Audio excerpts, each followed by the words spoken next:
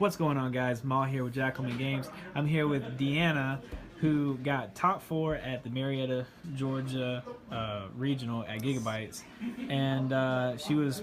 I lent her a deck, and she, like a boss, only tested it one time before going. The night before. She changed out 3 cards? 4 cards. 4 cards in the deck. I put some cards back in, and it just kind of worked. Actually, shorted 2 cards on ourselves. Right. In a rush. Right. So, and it actually worked better, But first of all, let's go ahead and talk about what was your Swiss record? My Swiss record is 4-2. 4-2. What was your 2 losses against? My 2 losses was against Thrawn Snoke and Vader Greedo. Okay, and that Vader Greedo was the first seed after Swiss undefeated, right? Yes, I went 2-0. Okay. And he was the number 1 spot. Yeah, because you faced him in top 8, and that's what got you to. What'd you lose to in top 4? Top 4, Thrawn Snoke was my weakness that day. Shout out to Melvin, we love you. Yes, Melvin's a man. All right, so we're just gonna get into the deck, and I'm gonna ask you a couple questions on some things like why you. So I want everybody to know beforehand that I built this deck for consistency, where Fortunes was for a lot more mitigation. Basically, she just added mitigation into the deck because I played a little bit. And there's one card that I want to get into that I feel like is me playing the deck, and I'll ask her how her experience was. We'll get into that at the end. Okay, so we were playing Rebel Engineer, L337. Do you wish that you had the opportunity to play any other thing other than these? Because I know there's a couple other lists going around, like there's the OTK version that's like turn 1. Do you feel like the character pairing was solid? Honestly, as a first try, really playing the deck more than once, I like it running the way it is. Mm-hmm. But I definitely wouldn't mind testing out some other characters to see what else I can come up with. Because the engineers are great. They're so extremely helpful when it comes to trying to get the mod you need because of the Shadowcaster having those high cost resource sides on it. Right. So those modifiers are a big thing as far as making it an extremely resolvable die multiple times in a turn. I feel like L3 could definitely be replaced because I only say that because most times she's not getting killed first, she's getting killed last. Well, that's the point, though. Yeah, well, nobody wants to kill her because she turns into a mod. But by the time, usually when she does die, if she does, if you don't win the game or something like that, you may not want to overwrite her because the upgrades you may have are better. The mods on it could be, 2 TLTs and a dorsal turret or an R2, and those to me are just like super good. I think it's just but it allows you for a lot of toolbox in my opinion. Yeah. I mean, she has her focus sides and everything, but if you're down to her being your last character, then it's just like. Yeah, and that's a lot of things about the mitigation. Like, there's a lot of mitigation in here that's spot yellow. And so it's kind of I think L3 is kind of a double-edged sword. Yeah. Where, like, if they kill her first, you're helping us kill you. I keep saying us because I pilot the deck too, so I'm sorry. Yeah. We're talking about you, not me. But I was just kind of going into my thought process. No, you're fine. So it's like you're either going to help me kill you, or you're going to leave all of my mitigation active through the whole game. And so it's like really on you. Armored Reinforcement and Weapons Factory was the thing. Yes. Do you, obviously this has to stay in, but Weapons Factory, was it good for you to be able to first turn Shadowcaster or just make your life easier getting it out? Well, the one time I actually won a roll-off and they let me have my battlefield, it actually came in super handy because it was nice to actually have the extra resource for mitigation, especially if you turn 1, draw into easy pickings or a pin down where you're getting that kind of stuff out. But consistently, my rolls for roll-offs were 3. And almost 3? Everybody rolled higher than that. That's crazy because the average... statistic average was 4, so... Yeah, my average roll was a 3 out of 6 games. I think I rolled over 3 once. But I think your luck went into, the bubble for getting in. Well, the big thing was every time I lost a roll-off, they never picked my battlefield because they didn't want me to start turn 1 to Shadowcaster for 2. Yeah. So immediately I put a shield on each Rebel Engineer, so I had extra health. Yeah. That's super good. And that helps too. Okay, so let's get into the deck. We're going to get into this last. Yes. So we played 2 Shadowcaster. I explained to her that, 2 because they blow it up. You want to be able to play the second one. Did that ever come up? No, it did not. Okay, Never happened. So it was just consistent A lot of enough to... Vader's fist with disrupts hurt my feelings a lot, though. That hurt me a lot. So you want to tell them the story on the one dorsal turret? Yeah, so because I just tested the deck once on last Friday night, played it once, and I was... Eric, last minute decision, we were deciding on decks we wanted to play. He decided he didn't want to play this deck, so I asked if I could. Well, we get to Marietta, I'm doing my deck list, and I was like, make sure I got all the cards. Well, we realized we were missing 2. So we realized we were missing a dorsal turret and a pin down. Because they were in my deck. Yep, so we substituted 2 cards for that to make up for it, which didn't end up hurting me because I think I used a dorsal turret twice. But I think we put in the entangle and the electro. Yeah, we put that back in to make up for it. And okay, we'll get into that. That's fine. But overall, was the one dorsal turret like enough? Like, it wasn't cloggy. It was. Oh no! When I did get to use it was nice because I rolled it in and I rolled damage that was resolvable. Okay, good. So obviously, this, and this. Do you like? Obviously, this is the best like mod in the deck. Was this at 2 really good for you, or would you go down on it at all? Honestly, I was fine with having enough of these in there just because the Rebel Engineer's ability to let me get something. Because there were times when I was playing my hand out, so just having the extra mod, even if I wasn't using it, was nice because I could at least pitch something to reroll if I needed to. Okay. So they did come in handy for extra cards in hand if I didn't use them. Okay, I want to get into cards that aren't mitigation real quick. Okay, so we have strategic planning, which obviously shuts off other vehicles and makes yours. Barrel roll. A lot of people started taking this out, but me and you were having a conversation earlier that like this card's amazing. If you have 3 mods on your Shadowcaster, and if you don't barrel roll, you just feel bad. If you don't barrel roll, yeah, you feel bad. But when you do barrel roll, your opponent's going to be upset. Yeah, dude, because it's like you have 3. Yeah, especially with a TLT. So explain to me this. This was not in the deck. She added this, and how did this turn out for you? That was my clutch card of the day. I mean, this. Not even gonna lie. I didn't even think about this card because like you just put the damage because they're going for engineers first. Put it on L3, and you can just kill L3 off. And like, because especially with all the indirect from vehicles, just put it all on L3. You go ahead and kill L3 off. Put it as a mod. Just go. Yeah, I would. I either healed damage and put it on L3, or a few times I actually took a couple of damage, but I gained some shields from the Shadowcaster, just not rolling the damage. So I would put shields on, use that to heal damage, and then pop the shields off. Now they have no damage on them. That's so dumb.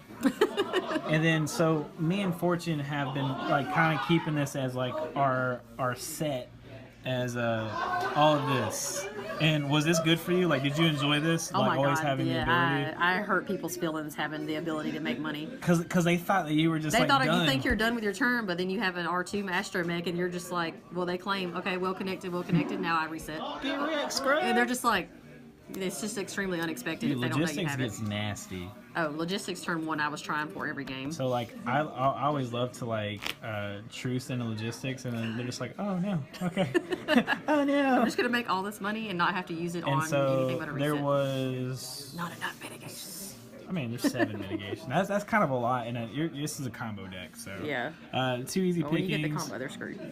Right, 2 easy pickings. 1 electroshock and 1 entangle. We actually put these in as those last 2 cards. It was my decision. How did they fare for you? Like easy pickings is just always good, but how did these fare for you? I used electroshock a few more times than I got to use entangle. It's just hard when you're focusing your money into resetting the Shadowcaster so many times to try to win the game early. It's just one of those where it's like. But I did use it. You just crush somebody's dreams. Yeah, like if you just feel like you have no choice, but it's either you die or you play it. Like you just play it as long as L3 is still alive because it's spot yellow. But well, from my playing perspective, this card that we're going to be talking about in a second.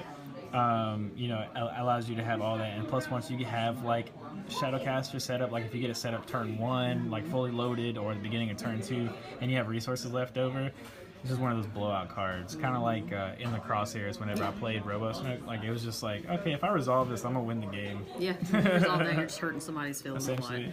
Okay, and so pin down, I think is kind of obvious. Yes. Okay, so you're playing 3 wide in a. And into the garbage chute. How did these fare for you? I got to use this one I think once or twice. When I already had enough mods, maybe 1 or 2 to kind of already set myself up. I didn't mind exhausting an engineer just because I was kind of already set up where I needed to be. And flank come in handy because I'm doing a lot more than activating to start with. And most of the decks I played were all, actually every deck I played was 2 character wide. That was it. Roll in. Yeah, they were roll in. They might play an upgrade, but they're rolling in before I was. So it was Good thing easy you didn't to play keep the this mirror active. match. Thank goodness. That would have been fun. And so that's 28 cards. The last card that I want to talk about, which is my favorite and personal MVP of the deck, is C3PO. How was this card for you that whole day? Because being able to resolve for 5 resources or 6 resources to just further along the combo, or 5 discard, or whatever you need, like, that's insane. C3PO just honestly can annoy people, especially in this deck, because as soon as his die is out there, you don't need the die. You just need it to be active in the pool so you can use its action to fix your other dice the way you want. Where you want to do something else as a 2 focus instead of 2 shield, or if it's something like that, or focus into money. And I think our video between me and Ashton that's supposed to be going up this Saturday I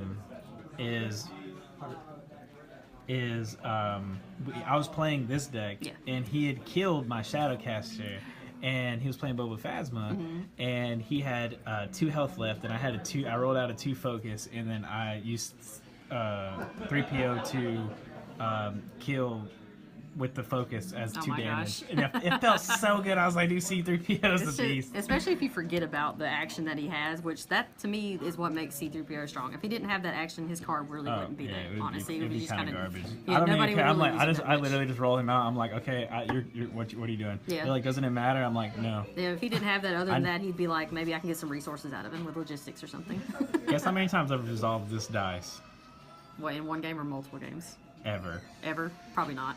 Never.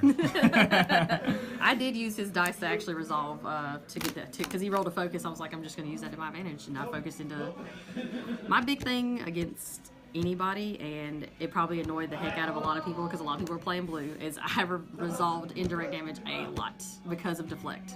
Oh yeah, dude. Deflect I played around scary. deflect almost every game because I felt like people were going to be looking out for any kind of range, especially because of Thrawn Snoke, especially because of this deck having a lot of range. Any vehicle deck is going to be range or indirect. And another thing, if you continue to do a lot of indirect, and then you show indirect again, and they have the deflect in hand, and you have a C3PO dice out, you can still resolve it. You can resolve it as range. As wherever they're putting the damage. So it's pretty busted that way. Yeah, that and the TLT being on there where they can't touch that die in general.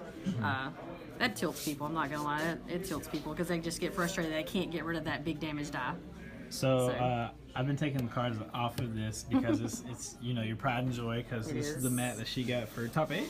Yes, top 8. And she got these little tokens. I just didn't Vader's feel like helmet. like spending the time on them, but they're like little Vader helmet shields, and they're just awesome. not as nice as this is. Right? Yeah, this is awesome. The Fear and Damage. I feel like this should have been like part of his card. Like honestly, like it's pretty like awesome. It should say top 8 on it or something. Yeah, it says like it says 2018, but I mean that's nothing. it should have just had an 8. So overall, did you enjoy the deck? Was it fun? Oh my god, I love it now. I know, like everybody I played when I had to do resets, they were like, I know it's busted, but I wanted to play it. Like that's my first stage is just as busted. But it's fun. It's and at really the end fun. of the day, like that's what we care about. Like, is this it's deck such fun? a fun deck. I love it. It's not fun for your opponent. No, it's not fun to play against. That's for sure. Because you've also sat across. Well, I don't know.